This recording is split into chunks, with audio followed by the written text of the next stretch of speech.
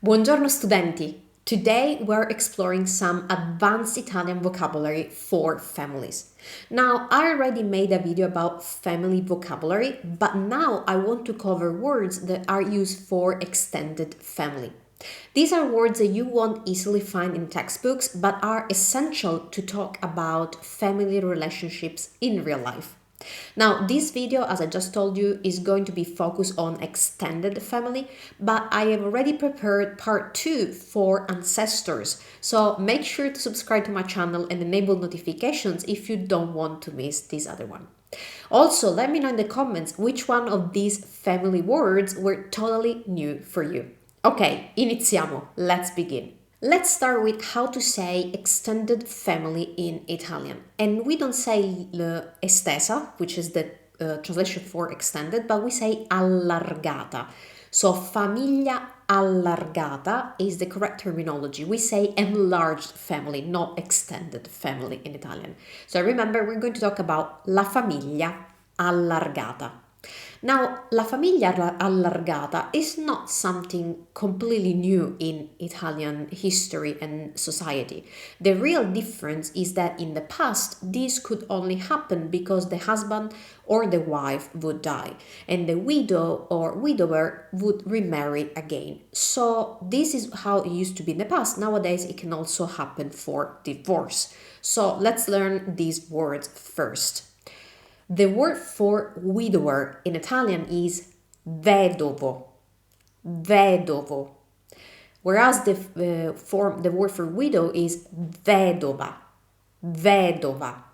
So this word is essentially the same, ending in o for a man and a for a woman. Vedovo and vedova. What I want you to notice is this word has a pronunciation that's different from the usual one. So the stress doesn't follow on the second to last vowel, but follows on the third to last vowel, which is the I. So vedovo, vedova.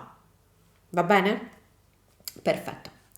Okay, next word, which is the more modern word, is divorzio. Divorzio, and that means divorce.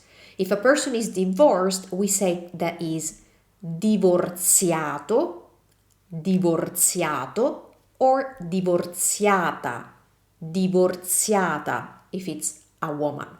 Okay, so nowadays we have also divorce as a reason for an extended family.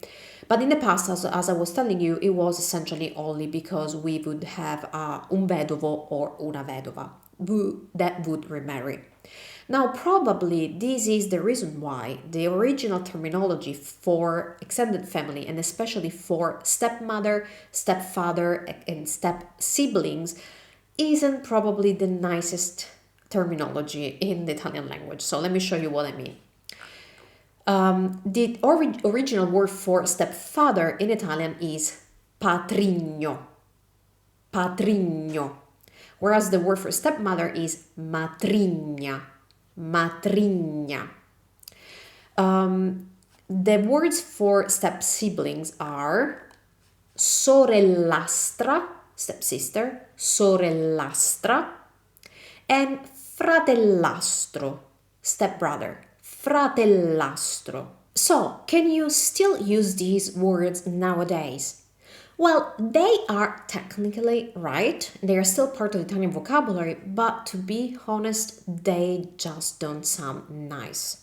First of all, they have these weird endings, the igno ending and the astro ending, which in Italian are usually associated with something negative. Let me give you an example. If you have a poet, poeta in Italian, and you want to say that they are a poet of no skills, like they're not really good, you can definitely say that they are un poetastro. So from poeta, a poet, to poetastro, not really a good poet. So the astro ending, the igno ending are usually associated with a negative meaning in Italian. That's the first reason why they're really not that great as words. The second reason is that they are still reminiscent of a time where the family would extend as a consequence of that, which is not the case necessary anymore. So that's probably why they have this negative quality to them. So the problem is, what can you use instead if you don't want to really call your stepbrother, your stepsister, sorellastra or fratellastro? These words always make me think of Cinderella, Cenerentola, and the stepsister, le sorellastre, and la matrigna, the stepmother. See, it's just so negative in their endings. They're so negative. So what can we use instead? If you don't want to use these words, then what I would recommend using for siblings, even if they are half siblings, just say fratello and sorella. So just go back to the normal vocabulary, because that's what they are. They are your brother and your sister, even if they are your half brother and half sister. So you can say fratello and sorella. For the parent's spouse, so the new wife or new husband of your mother or father, there are some terms that have been proposed recently, which are commadre, commadre, or compadre, but to be honest, they haven't taken up yet. So what I recommend instead is something very simple. If your father or your mother have remarried, you can use a phrase to express the fact that your parent's spouse is not your parent. So for example, you could say, let's suppose your mother remarried and has now a new husband. Instead of saying patrigno, which would be a little bit weird or not nice, you can say il marito di mia madre, my mother's husband. That's what I would recommend. So you can use this type of phrases to express the idea that that person is not your parent, but still it's the spouse of your parent. Okay, now we are learning a lot of words, and they're very peculiar words, and I know it's hard to remember all these words at once. So as always, if you want to review them easily, don't forget to download the PDF that I have prepared for you to accompany this lesson. The link, as always, in the description below this video. Now I want you to learn some more advanced family vocabulary in Italian, and now we're going to talk still about modern family, extended family, modern family specifically. This word compagno or compagna is the word that we use in Italian for life partner. So if you're talking about someone who is not married but they have been living together, then that's the technical word you would use in Italian, compagno or compagna. That means life partner.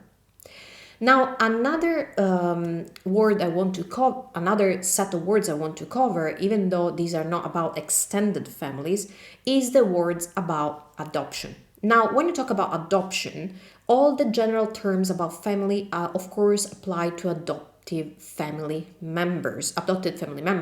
So you can use all the words that I've taught so far and all the words that you have learned in my previous video. But if you, for any reason, you want to specify that there was an adoption, here's the terminology that you need. The first words we're going to learn is how to say adoptive parents. That's genitori adottivi. Genitori adottivi. Of course, you can also say adoptive father or mother. You will still use the adjective adottivo. So you will have padre adottivo or madre adottiva. And that's the adjective for saying adoptive in Italian. If you need to say biological parents, that's genitori biologici. Genitori biologici. Okay. Now, if you need to say adopted child, as always in Italian, you need to distinguish. If you want to say adopted son, that's figlio adottivo. If you want to say adopted daughter, that's figlia adottiva. If you want to say adopted children in general, you just revert to the masculine plural form, as we usually do in Italian. So you will say figli adottivi. Figli adottivi. If instead you want to say biological child, again, you will distinguish between son and daughter, so it will be figlio biologico or figlia biologica. Together they are figli biologici. Va bene? Perfetto. So we covered all the words you need to talk about extended family in Italian. If you found this lesson helpful, give it a thumbs up and subscribe to my channel for more practical Italian vocabulary. Also, don't forget to enable notifications for part 2 about ancestor vocabulary. Now, let me know in the comments which words were new to you. I always love to read your comments. And I will see you in the next video. Ci vediamo al prossimo video. Ciao da Valentina.